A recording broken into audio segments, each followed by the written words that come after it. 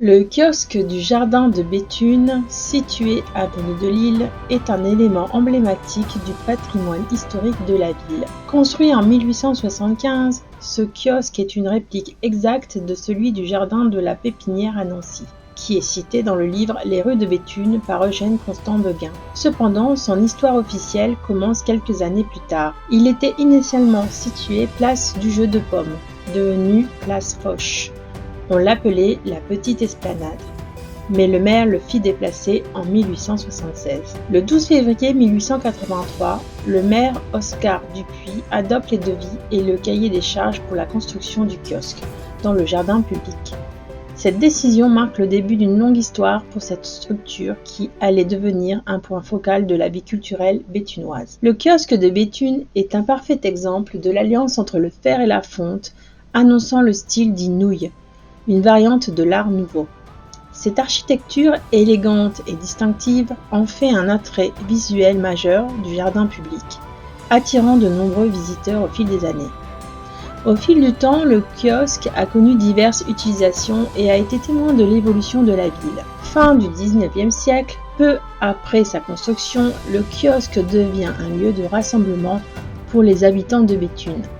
Il y a de nombreux concerts, par la garnison, qui s'y produisent, des chaises et des bancs payants, et dans un coin du jardin, les pierres présentant de la démolition des fortifications du château et ayant un cachet historique ont été rassemblées, comme le raconte Eugène Constant Beguin. Début du XXe siècle. Il sert probablement de lieu de représentation pour les harmonies locales, une tradition qui perdure encore aujourd'hui. Année d'après-guerre.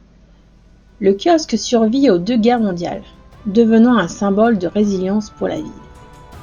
En 1975, le kiosque et les 4 grilles du jardin public sont inscrits à l'inventaire des monuments historiques, reconnaissant ainsi la valeur patrimoniale. Époque contemporaine, chaque été, le kiosque accueille les harmonies locales dans le cadre festival Kiosque en fête. En 2022, la rénovation du kiosque et de la grille du parc par l'entreprise Léon Noël sous la supervision du maître d'œuvre Vincent Brunel.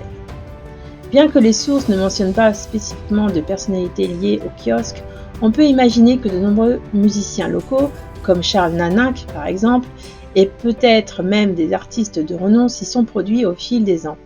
Le kiosque a sans doute été le témoin de discours politiques, de cérémonies civiques et de moments festifs importants pour la communauté béthunoise. De nos jours, le kiosque du jardin de Béthune continue de jouer un rôle important dans la vie culturelle de la ville. Il est devenu un décor prisé pour les photos de mariage, attirant photographes et peintres. Sa présence dans le jardin, près d'un plan d'eau, en fait un lieu de promenade apprécié des habitants et des visiteurs.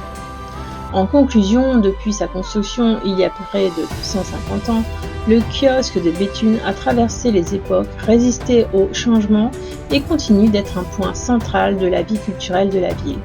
Son histoire est intimement liée à celle de Béthune, reflétant les évolutions sociales et culturelles de la cité au fil du temps.